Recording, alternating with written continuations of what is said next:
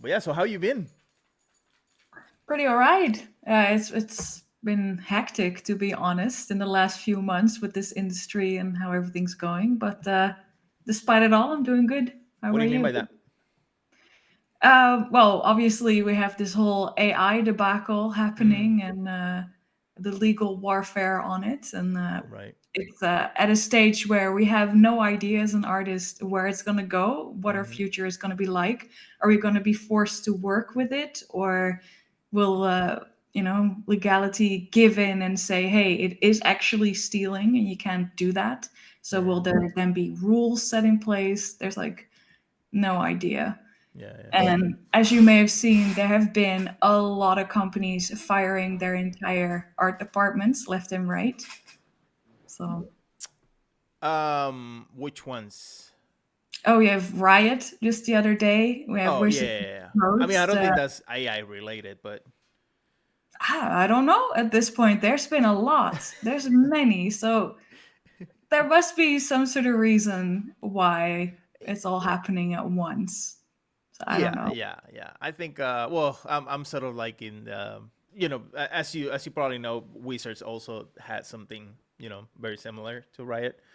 Um, Actually, twice already. I think in the last year. I think or something like that. Um, and it's definitely not AI related. It's more like a business side thing, which I mean still sucks. Doesn't matter the reason for the people that were involved, of course, but definitely in our case, it's not AI related for sure.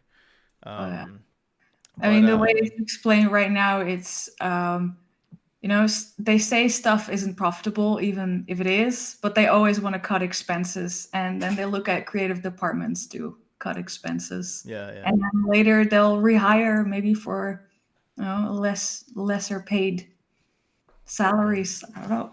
But hmm, you're right. It's not something new. It's not something that yeah. happened as AI happened, because as long as I've been in the industry, this has been a thing, Oh yeah. especially when you work on games. Hmm. Whenever a game cycle is completed and they haven't yet started a new game, they will also often let go of all their people. It's Yeah, like a continuous cycle.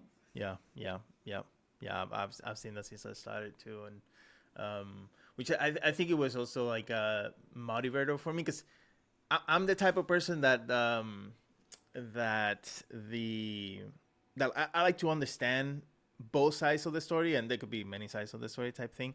So working in some studios and like with Wizards and previous jobs and stuff, like there's a lot that happens on the business side of things that I think a lot of artists don't understand, like the business part of it.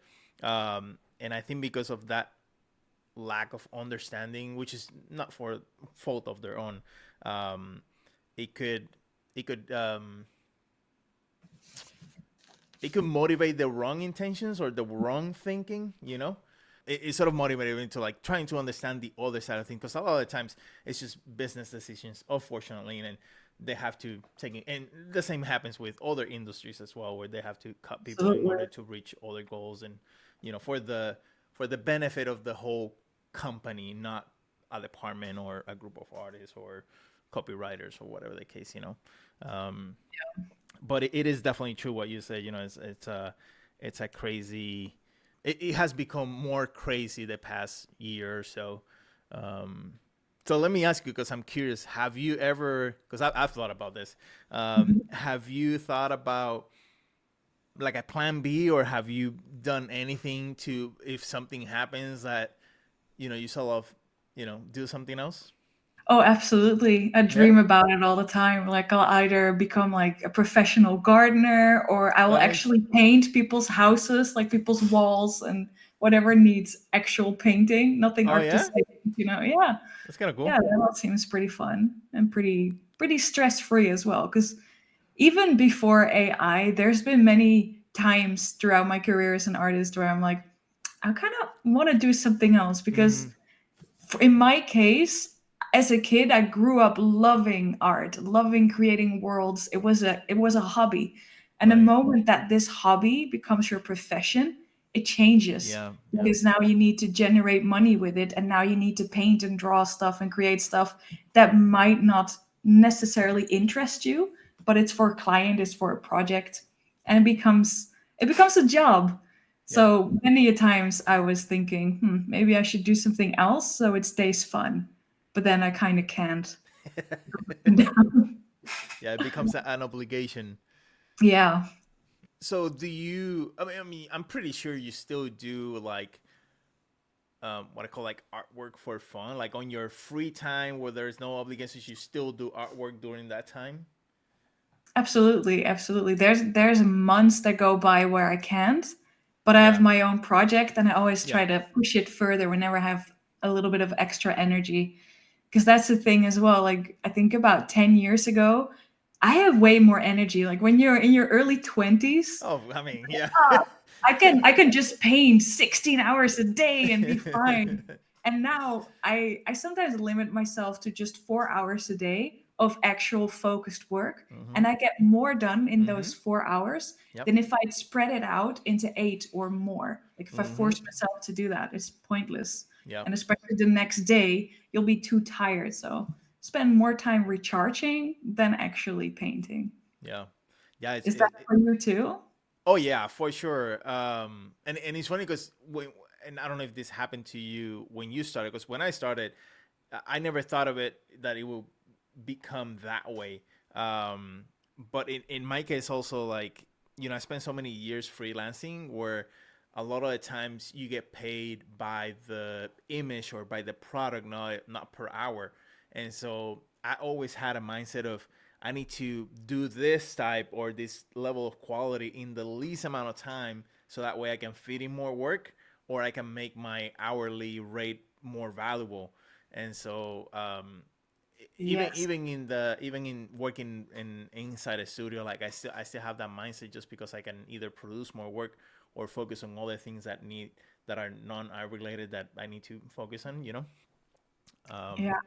and so it's I think with some of the students that I've talked to, and you probably had the same thing where I tell them like if I compress all the time that I'm actually doing art, like drawing or painting, is really not that much time.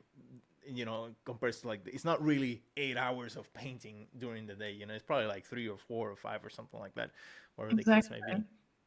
Yeah, I Um, think that's such a big part of becoming a better artist. A lot of mhm. people think it's always just fundamentals and improving those fundamentals, but it's also working smarter, Yeah. like allowing, like every brushstroke counts, every decision you make Right. counts. And any trick you can use in painting to make it faster, whether that be like using selection tool to like create a nice shape for a magical spell, or whether you're using, I don't know, what's a like linear dodge, that sort of thing to Yeah. make Yeah. something Yeah. glowing. Use all that stuff. Yeah. But also, the way I work, I have my image planned out all the Mm. way in my head. I have gathered all sorts of references I needed, whether it's a mood board or I actually do a photo shoot before I even start painting, because if I have to solve problems and figure things out as I'm in the illustration, it will It's just harder. end up Yeah. costing way more time. Yeah, and it's a lot harder too to go back, especially if you spend so much time in the beginning stages and then you try to fix something. You're like, should I fix it or not? I spent so much time in it, like I don't, you know. Oh Um, yeah. Yeah, where you just go, I'll just render it pretty. But if, you'll be polishing a turd, is what they say, oh, yeah. I had to think a little bit about that one because some words, because you live in the Netherlands right now, right? Yeah, yeah. And you're originally from The Netherlands. I yeah. went, So I went to different places, but I'm back in my home country. Yeah. oh, that's cool. Yeah, so we have like a few words that I have to think about. I'm like, oh, okay, yeah, that means this and this means that. Like third, like we don't specifically use that word, but I know what it means. Okay. Yeah, yeah, Yeah. yeah. Maybe that's like British English or Mm-hmm. something. Yeah, Yeah. yeah, yeah. And I mean, English is my second language, so it's even more Same. Yeah. tricky.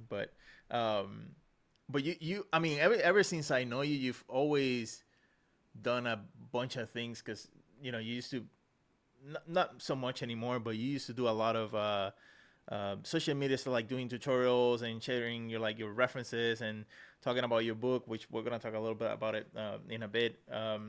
But lately, you have been a little like slowed down. Has that pattern always been like that, or you always been? Or this is like the first time that you sort of like space Oh away a little wow. bit? So the reason why a lot of that art tutorial sharing and stuff slowed down is because I had a massive burnout Mm, uh, that lasted for like a good year. yeah. And I think maybe a little longer because as you get into a burnout, in the beginning, you don't notice it. You don't know what it is. And then at some point, you just can't get out of bed anymore. Like you reach like the peak of that mountain and you realize, oh, something is actually wrong. And as I climbed out of that, I had a couple of months of how do you call that? Paid leave from work. Mm-hmm. My employer was very kind to go like, okay, we see what the problem is here. There was like way too much workload on you for too long. We're just gonna give you time to recover. And after that, the only energy I had was to do my job, and that's it. Mm, And running any type of thing on social media, whether it's a podcast or like sharing portfolios or tips and tricks and all that stuff, it requires time and energy. yeah. And sometimes you can't prioritize that. But currently, I'm slowly getting back to it. I'm back to freelance, and thus I feel like I need to, I don't know, be active online again. How did the burnout look for you? Because I'm pretty sure it looks different for, you know, many. Like what did that look like with So you? in the beginning, I was growing tired faster. I was pretty agitated. Hmm. Uh, I couldn't handle normal things. So let's say you're getting your coffee in the morning and you spill it. If you're in a good mindset, it's like just a spill and you clean it up and you Yeah, go yeah, further. That stuff would make me cry. Where it's like, why does that make you cry? It's not like somebody died or anything.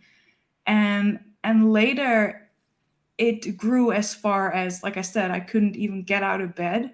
Like I just wanted to disappear under the covers and you feel super depressed.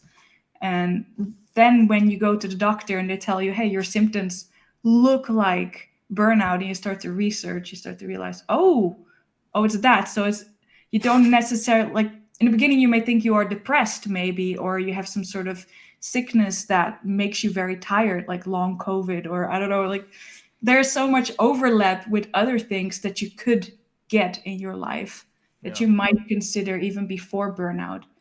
And like you said, burnout takes so many forms. So for some people, it doesn't grow as far as you can't get out of bed. Like you might not reach that stage, but already when you are different than your normal self, you're tired, Mm, you're sad, you feel like you're sitting behind your screen, you know what needs doing, and you end up just staring at it, doing nothing, or then distracting yourself with a million videos and doom scrolling, yeah, yeah. then you definitely might have to look into the fact that you may be hitting a burnout. Mm, yeah. And but why do you think? And so I think we can sort of dissect this a little bit because I'm curious about what you think about it. Um, what do you think that's more of a physical thing or a state of mind type thing? Because for example, in my case, um, I mean, burnout to me is like, when I go to like the gym and I do 1,000 reps of one muscle and like the muscle just can't work anymore just because there's so much blood in it and it's just tired type thing. Like that to me is more of a burnout type thing. But in on the other side of things, recently, for example, mentally, when you reach sort of like a certain goal, or like you reach something that you've been working so long to achieve, or a status, or a job, or whatever the case may be, you get there and you're sort of like and then you just do that one thing because you don't have anything that push you like higher, or like a goal or like a purpose type thing. And so to me, that recently happened like maybe like 2 years ago. And I had no idea what it was, and I wasn't feeling tired or anything like that. But it was like I was just like, I'm trying to find the right word, maybe like complacent, or like I just don't want to do anything, just keep it there type thing. Um, and I didn't want to wake up super early to start working because I didn't have anything to work for. That sort of thing. So in your case, like, what do you think that? Yeah, I think you're describing two different things. So the thing you Yeah. described in the gym with the muscle, so you just simply can't lift anymore because your muscle is tired. Maybe before that, you have a couple of reps where they start shaking already. Mm-hmm. That's what happens mentally when you have a Right. burnout. And the second thing you described is when you don't have a next goal. Because a lot of us artists, we have all these things like, oh, we want to work for this type of game, and then we've Mm-hmm. made it. Or, oh, I want to be able to paint dragons, and then I know I've made it. When you stop having these goals to reach out for, it's not necessarily a burnout. It's just that you get understimulated Yeah. because we want to grow continuously, and sometimes that urgency to grow is the same thing that encourages us and gives us energy to go faster. But yeah, that's not burnout, that's just needing to find new goals, because to be honest, you can never be a master artist. Oh Not no, for sure. really. There's always a next level and Oh always yeah. like a next thing to get better at. Yeah. Maybe if you explored it all digitally, go paint in oils.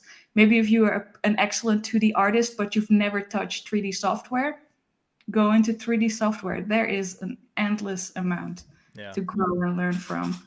Yeah. Do you use 3D? A little, yeah. Yeah. I want to learn more. I have a lot of people around me learning Blender right now. Yeah.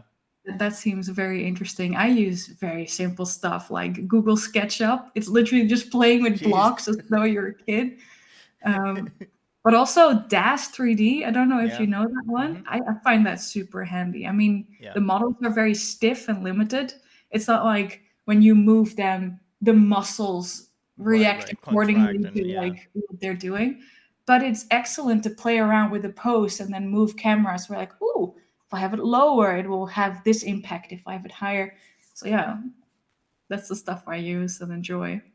That's cool. And you're currently working at Ghostfire Gaming, right? Yeah, As an that art actually director. just ended a month ago because they did the same thing as Watsy. They Oh, gotcha. cut expenses and moved everybody of the creative team into freelance contracts. So whenever they want to start a new game, Yeah. they will hire us to work on it for the duration of the development rather than being an employee. Right. Right. Right. And you were an employee, and you were working on whatever project they were working on at that moment. I was actually in the middle of a project, but I'm wrapping that up right now as a freelance artist Right. rather Right. than director. Yeah. Nice. And you were an art director there, right? Principal art director, even. Principal art I director. built the whole art department, created the pipelines, Nice. recruited other art directors and artists and sculptors. Yeah. And I know you work on Magic and Pathfinder and all this stuff. What was your first TCG illustration company that you worked for? I think Fantasy Flight Games. Yeah. Yeah. Okay. Back in the day where they just paid like 100 euros or no, Yes. 100 US dollars Yep. for an Yep. illustration. Yep. Oh goodness, yeah. Yeah. Did So you work for them back yeah, then? Or that was my first. Yeah, that was my first. $100. It was December 2012. And my first gig was, I think it was like 3 illustrations for the um, Warhammer, the Warhammer game. Oh, the Talisman Warhammer thing, right? Or I think so. I yeah. don't remember. It was over a decade, but after that, it sort of became like Lord of the Rings. They had Lord of the Rings. They had. I think I did probably like over 50 illustrations for Lord of the Rings because I was just like, I was so hungry back then. Like they would say, "Oh, how many illustrations can you tell?" I'm like, All just of give them. me, yeah, just give me as many as you can give me. So I did Oh, so many of those, funny. but it was a fun time. It was a fun time. Oh, you were the opposite of me. Like I was going, oh, one or two. I don't know, because I just wanted to make sure they were the best I ever Oh, made. right, right. Went way overboard. I would work a whole month on like a single $100 image. You don't do that anymore, right? No, no, no, no. I think I'd live in a cardboard box if I do that. What's going on with Caldera? Because I know you released the first book, right? out of three, Yeah, yeah. the first out of three. Um, so part of the Kickstarter way back in 2018 Yeah. was the concept art booklet that was just gonna have like a couple of pages. It was gonna be like this small, something cute. I kind of went overboard with it. So now it's got a whole lot of pages. It's gonna be a big book, and I'm just wrapping up on illustrating the cover. And of course, with the cover, I was also like, I can't just put a person or like a character on there. It needs to be a cityscape. And then Right. that's not really the type of thing that's been in my comfort zone. So I've been, like you were saying before, like sometimes you need like this next level to stay encouraged. For me, that currently is architecture and creating Mm. cityscapes. So yeah, that'll be the cover, and that'll go to print hopefully soon. I keep saying like, oh, in 2 months from now, and then we're half a year further, and another half a year. Right. Right. So yeah, that's where that is. And the second book is also being written and illustrated whenever I have free time. That's cool.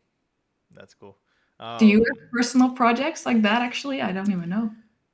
No, so that's another thing, because that I've talked to other artists, because like I see art very different from a lot of the artists that I talk to, because like I wasn't the kid that drew when I was like a little kid. Like I was never into art or anything like that, and so I've always looked art as in like yeah, like I love doing it, and I appreciate the passion and all that stuff.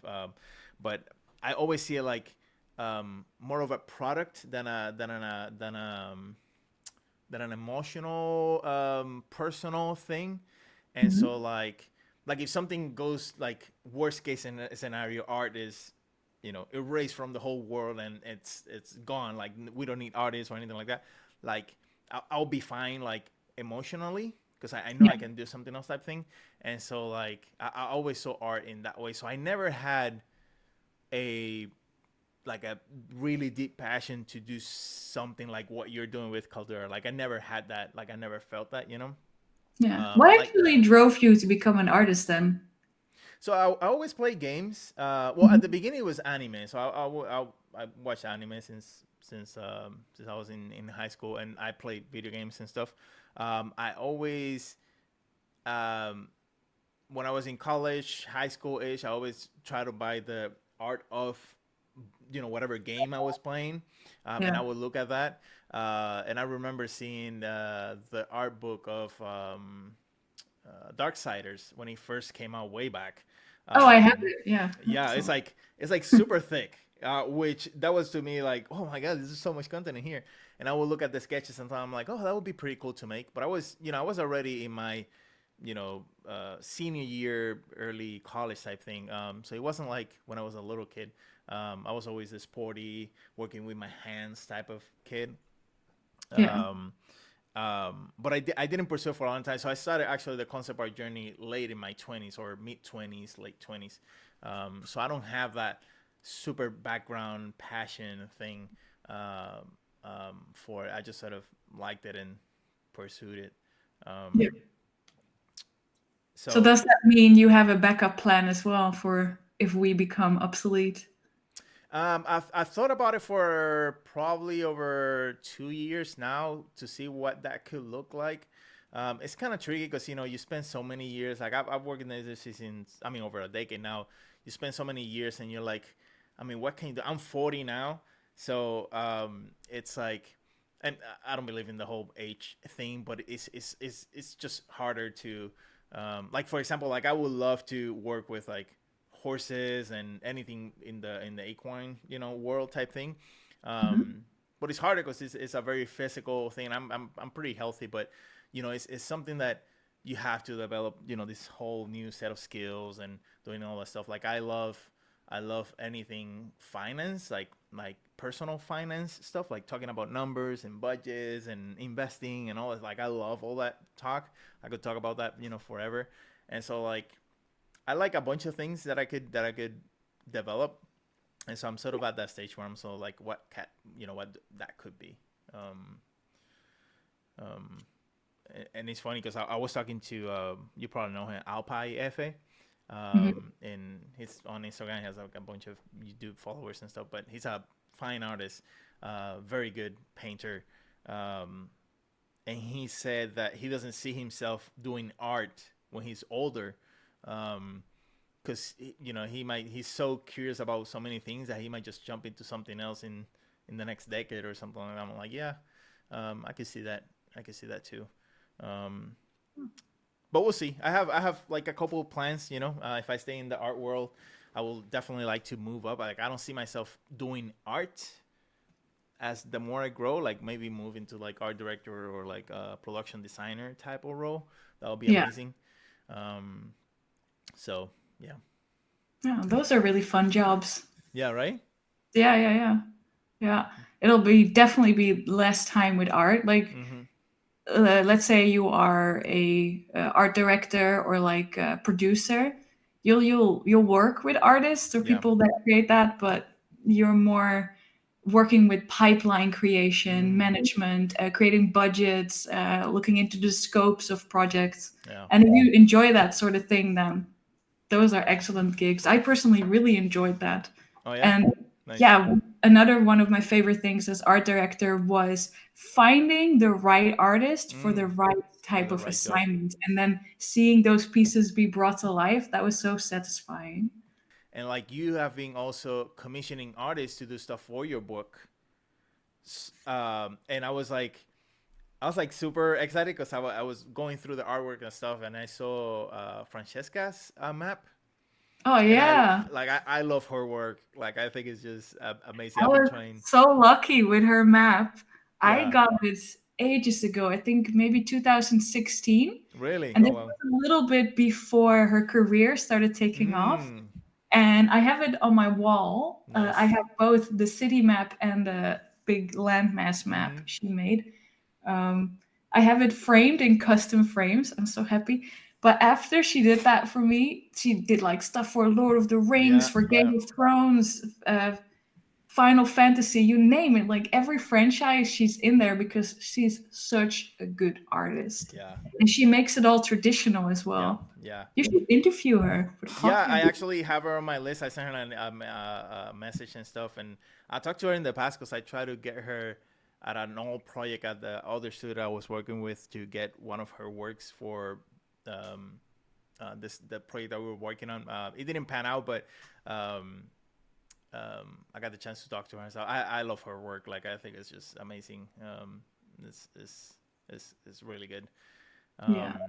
But how do you deal with that financially? Because I know I mean, you have to pay all these artists and stuff like that. So like, how do you structure your goals of the stuff that you want to commission to your own personal project? So some of these artworks were art trades, and Francesca at the time was very, very affordable, like Yeah. even underpriced. I don't think I can be as lucky with the second book if I ask her. Um, but yeah, so a lot of it was also just friends helping friends. Like I would Yeah. paint something for them, they'll paint something for me.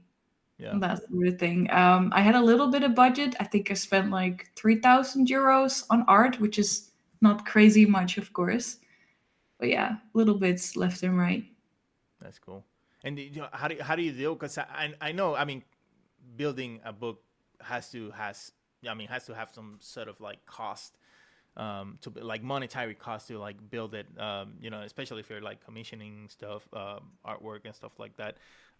Do you plan that like way ahead? Like you have a plan of like, oh, these are the pieces that I want to commission or that I don't want to do type thing, and do you have like the artist and like you allocate the budget to that and like you sort of save up that amount, and whenever you get it, you just hire that artist?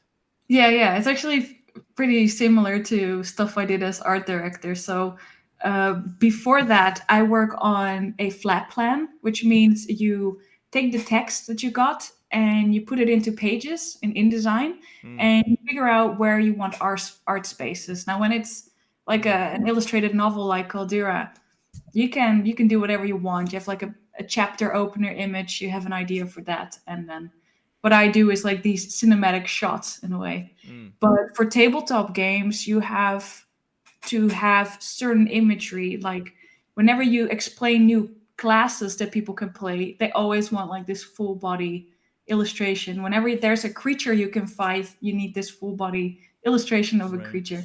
So depending on what the product needs versus how much space you want to give it, because in some projects you look and there's pages of just text, no art.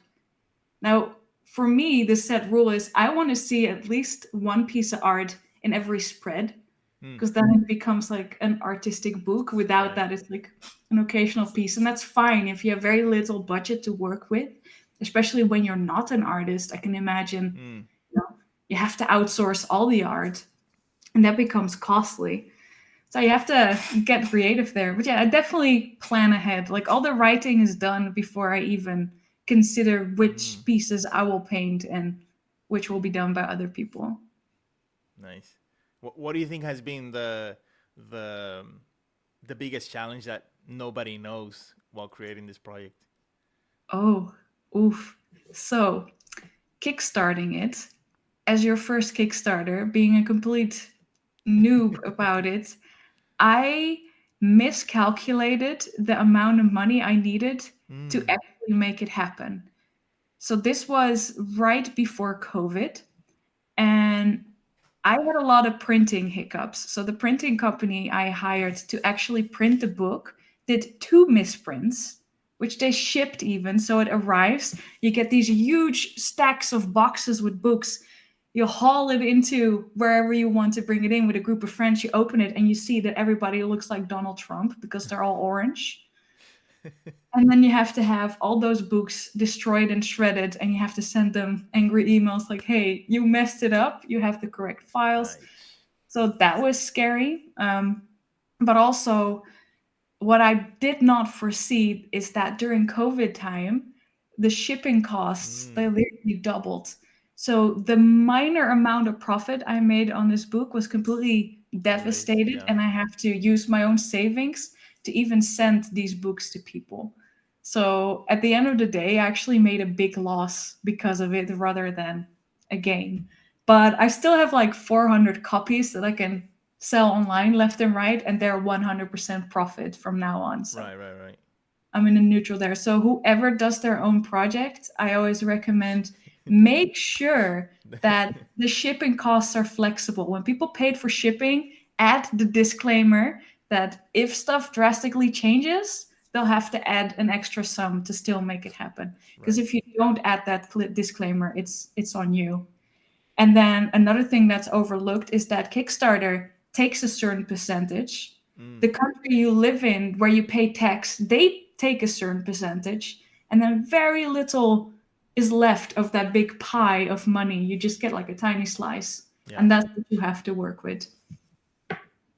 So, Yeah. yeah. So I'm pretty sure things are gonna be a little bit different now for the second book, right? Oh, absolutely. I want, first of all, I want the book completely ready for print. So there is actually no time between printing and shipping, Hmm. not longer than 2 months. Because what I had there was, I think, like 6 months between getting the book printed and shipping it Mm. out to people. And that was enough of a window for the whole COVID thing to then take place and ruin it Right. all. Right. Right. So that's definitely going to be a thing. I also make sure that I have the funds in my savings. So let's say my country decides that tax go up and you pay a 100% tax, I'll still be able to pay for these books because I'd have the money already for myself. Yeah, and I'll print less copies. Like if you have to store some of these copies in your house, they just become part of your furniture. Yeah. Right. You can sit on 100 books and eat. I ask this all the people that I'm talking with. If I give you $1,000 right now, what do you do with it? Go on a vacation. Really? Yeah. Where to? I like to go back to Bali. Yeah. Yeah, Nice. it's the best place. It's nice people, good food. Yeah. You have beautiful beaches and sunsets. You have a jungle to explore, beautiful culture. It's just the best place to chill, really. Yeah. Nice. And I'm pretty sure the weather is compared to where you at right now. Yeah. It's amazing, amazing weather. And you get these beautiful thunderstorms Mm-hmm. like I've never experienced anywhere else. Yeah. I'm from Puerto Rico, so it's everything is like super similar. Mm. Very tropical, thunderstorms Oh all yeah, you year. don't have to go elsewhere to experience that then. Yeah, yeah, yeah. I don't currently live there, but I grew up there and spent most of my life over there. But um, so let's dive in a little bit because you've done so many things in the past years that how does Suzanne defines or does the metric for what success is for you? Ooh, that shifted a lot over the Yeah. years, right? Mm-hmm. For me, success right now would mean doing my work that I both enjoy and is stress free and leaves me with enough time to just be alive. To just be like, oh, I'm going to the gym for a couple hours. Oh, I'm going to the forest with my dog to walk. Like allowing yourself that piece of freedom to experience that there is so much else out there than being obsessive workaholic artist stereotype that a lot of us become at some point. Which So it that used is to be a, wealth over money, time over money. yeah. I mean, you can always create money. Time you can never get back. So Exactly. that's the Yeah. most valuable asset that we have. And um, yeah. Um, You sometimes also do where you get a lot of gigs your way and you say yes to all of them. mm-hmm. You work so extremely hard and you earn a lot of money, and then you go, okay, so these 3 other months in my year, I'm just not working Mm-hmm. because you have enough money to live off for like a good amount of time. Yeah. Do Yeah. that? Well, not really.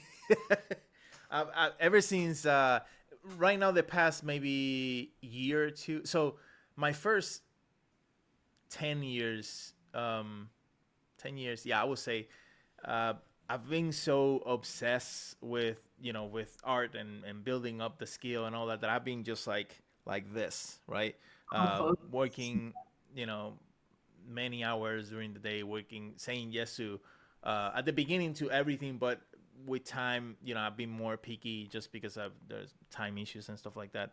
But maybe for the past 2 years, I've putting back a little bit of the work and just sort of like living up and breathing a little bit. And now I'm doing things that I always wanted to do.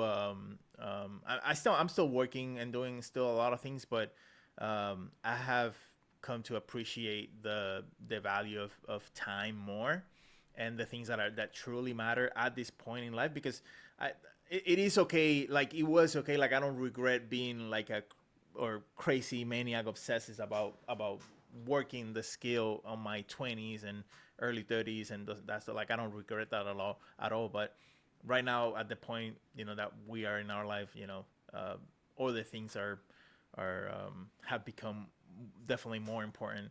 um, and so like you said, it shifts, a lot Oh, yeah. throughout the years what success could look like for that one person. Yeah. Yeah. It used to definitely be, ooh, I want to do this type of assignment or work for this Mm-hmm. type of people and Yeah. attain that. I've been mentoring a lot of younger artists who want to Nice. work in similar industries.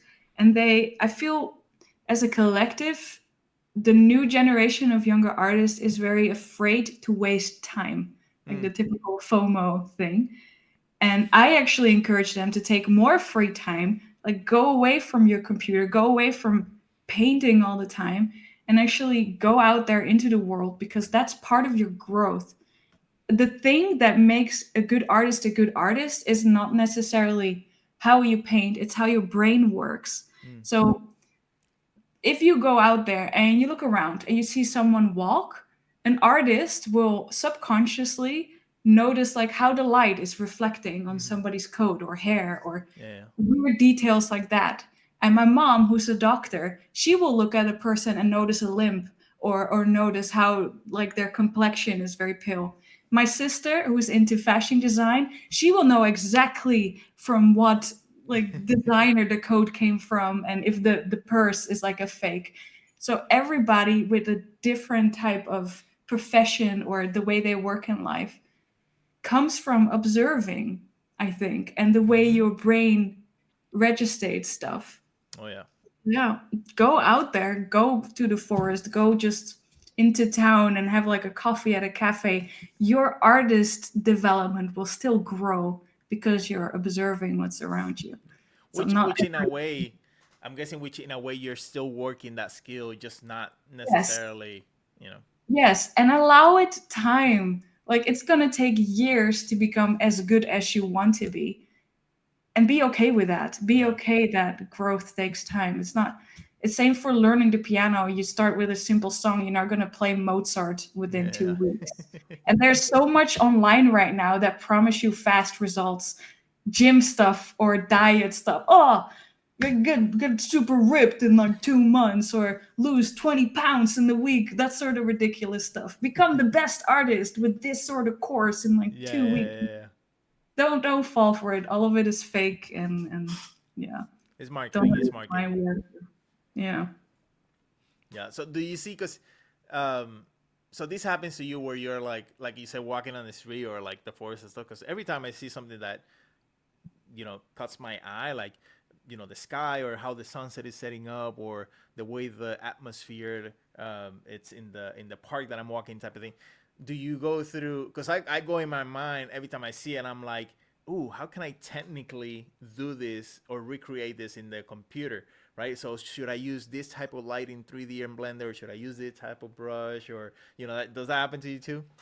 Exactly. Yeah, All the time. yeah, And the photos on my phone are so random. Like a lot of people have yeah, yeah, selfies yes, and I will yes, take photos of really weird stuff and I get super frustrated that the iPhone camera does not capture what I see. It will right, always right. change the contrast and the colors. I'm like, no, that's not what it's like. Ah.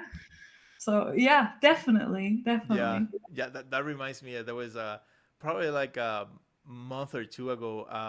I was working on a freelance project, and I was actually playing basketball at the court in my community, and we are playing basketball and stuff. And for the project, I was having trouble designing a sort of like a windmill type of structure. Mhm. And I gave different ideas and stuff like that. We're still trying to figure out.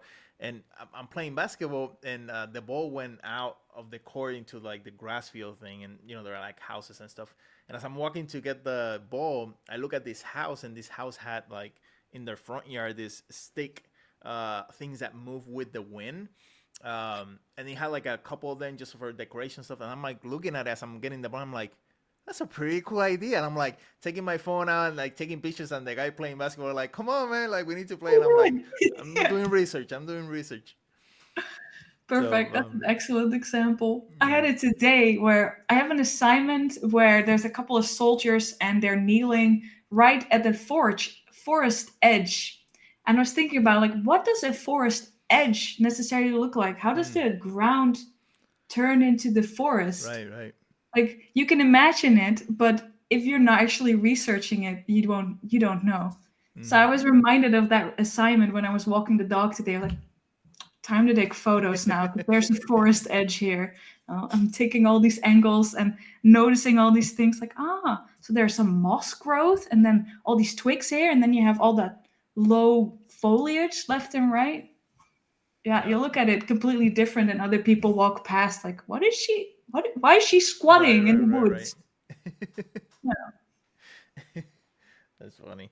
Well, I don't want to take too much of your time, but I do have one last question, which I always ask again the people I'm talking to. So, you've been in the industry for over 10 years, just like I am, and I know there's always that one or multiple sacrifices that maybe some people don't know or most people don't know. I have my fair share, and probably but what could that be for you? Like, what was that for you? That one sacrifice Ooh, for you to one. get here? It'll be hard to narrow it down to Yeah. one, but I think at this age I'm in right now, I see my parents get really old. Mm. They're like at the age where their friends are starting to die. Mm-hmm. And I have a little bit of regret of making the choice of spending so much time away from them. Like only now it's starting to dawn to me like, oh, I have a very limited amount of time left with loved ones and I have to like really prioritize being with them and spending quality time with them. So I think that has been the biggest sacrifice, where I spent like a good 14 years going like, yeah, yeah, yeah, I'll see you at the next birthday party, Right. and still missing them. But you always have this idea like you have an endless amount of time. You don't. Yeah. Yeah. No, you don't. Are they close to, like, do you live close to them? No, they're actually at the other side of the country. Which is how far? Well, it's a very small country, so it's like an hour and a half drive. But still, that's a long drive considering this country. Yeah, I actually got my driver's license last year because I realized I had to see them more, and for that Yeah. I need to drive. Yeah. Yeah. When was the last time you saw them? Oh, now it was like a week and a half Oh, we ago. kind of. Yeah. Yeah. Nice. Yeah. Yeah. How about you? What is your biggest sacrifice that you really feel like, ooh? It's a combination of two. I think what you mentioned is very similar to mine because I'm from Puerto Rico and I had to leave the island to pursue this career just because there's no industry in Puerto Rico, and it's harder when you have to freelance and you have to travel to meet and to do all this stuff. But leaving Puerto Rico um, um, is probably the greatest one. But I think even greater was, which I consider part of mine, was my wife's sacrifice because she when we got married, um, her mom was we had to put her in a home because she was developing Alzheimer's, and Mm. so she only had my wife and her brother to take care of her. And we had to leave the island for my work, and she had to live with me and all that stuff. So her living her mom, and she passed away like 2 3 years ago. But even that, it was her first time out of the island. Living just with me. Like she always lived with her parents type thing. Yeah, So I think that was an even bigger sacrifice for where we're at right now. Um, absolutely. so That must have been rough. yeah, Yeah. yeah, yeah. And she doesn't know that much. Oh, she didn't know that much English back then, so the language thing was also um, a barrier Oh yeah, in that's school. scary. I Mm, remember that the first time moving abroad, where you're like you're even shy to pay for a bus because like, right, oh, right, I have to talk to people. Your world becomes so small, and you're so. It's like you walk around and you see people socializing, and you have not a single in. Like, how do you even get friends, especially right, when you have to learn the language? Like, right, I right. can relate. That's a big thing. Yeah, Yeah. yeah. And I think that's also why I was so obsessed with developing the skill because I was like, I always thought myself like, if my parents like, if I'm leaving my whole family sort of behind, not behind because they're fine where they're at type thing, but my wife is leaving and I'm leaving and like I gotta make this 100% worth it to make the most out of it. Because if I come back here and I'm like, slacking off and doing not much and not getting, to the best potential that I could do, like I feel like I'm doing a disservice to that sacrifice or those sacrifices. And Oh, so I always thought of that I need to make the most out of it for as long as I can. yeah, that's a dangerous pressure to put on yourself. Yeah, but I thrive under pressure. Like I like it. Like I Yeah. don't feel like I actually like it. It's kind of weird. Um, so yeah, I think I've done that all my life actually, just putting pressure that maybe is not as necessary, but um, it motivates. Like I just like it. Like I like doing Yeah. that. That takes me back to the burnout topic. I used to be the same, like I Mm, thrive under pressure.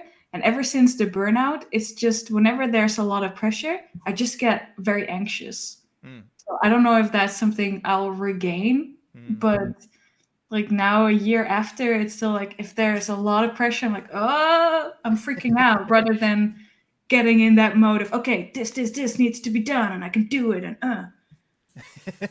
Like a ninja. yeah. And about um, traveling countries, I've done it a lot with Titus. I don't know if you know my husband, he's also an artist. mm, So I'm an artist for almost as long as we've been together. It's Oh, funny nice. because we were both like students, and then we got together. And when we were together for 3 months, he already got his first job abroad, and I was like, "I'm coming with you." So ever since then, we moved from place to place. Whenever I Mm, got a new job or he got a new job, and every time it was a sacrifice because you had to choose. Like, okay, you enjoy your job here, but I have a great opportunity there. yeah. And even for a time, we lived apart and did like a long distance relationship thing, which is awful. But yeah, your partner always gets dragged into it whenever you move countries, and they have to want to do that, right? Yeah. Yeah. Yeah. Yeah. Yeah. Better together. Oh yeah. Yeah. That's actually a sign that me and my wife have at the at another room. It's always something that we always say. It's better together for any problem that we have. Better solve it together than by ourselves. Um, but Suzanne, thank you very much for joining me here. It was a pleasure. Usually, it's funny because usually I have like I go through what's gonna happen in the show in terms of like how we're gonna do it, and I do like an intro and like welcome you to the show type thing. But lately, Yeah. I'm like I'm not gonna do anything. I'm just gonna have a conversation and then I'll edit it later and then I add the intro later type thing and we just Oh figure it yeah. out later. But Yeah, we um, just went straight into it, yeah, huh? I mean that's the way it should be. Well, But thanks for having me. yeah, thank you for taking the time and talking with me. I really appreciate it, and congratulations on what you have been doing. I really look forward to the next book that you're gonna release. Of course, I'll put all the links and stuff in the bottom so people can check it out for sure. Thanks.